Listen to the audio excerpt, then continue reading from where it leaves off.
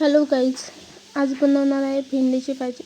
भेंडीची भाजी बनवण्यासाठी सगळ्यात प्रथम मी कढई घेतली आहे. कढईमध्ये तेल टाकलेलं आहे आणि नंतर भेंडी टाकायची आहे.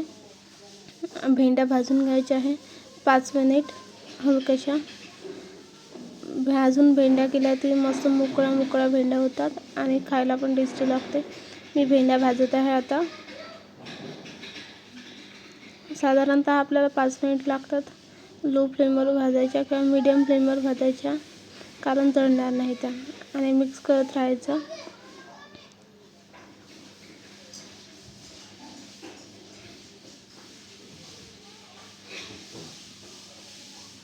अशाच भाजून घ्यायच्या. माझ्या भेंड्या भाजून झालेल्या आहे.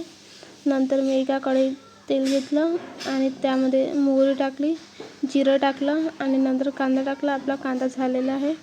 आता त्यामध्ये हळद टाकली आणि लाल तिखट टाकलं. नंतर मीठ टाकलं चवीनुसार आणि मिक्स केलं. नंतर भेंडी टाकायची. खूप सोपी भाजी आहे, कुणाला पण बनवता येते. पहिल्यांदा बनवत असेल.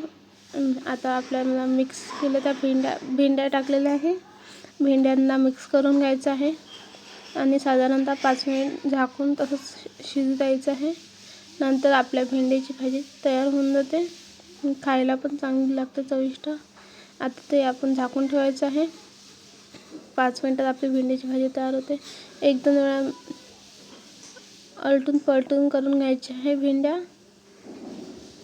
आणि नंतर आपल्या भेंड्या तयार आहे. भाजी तयार आहे आपली. Thank you for watching this video.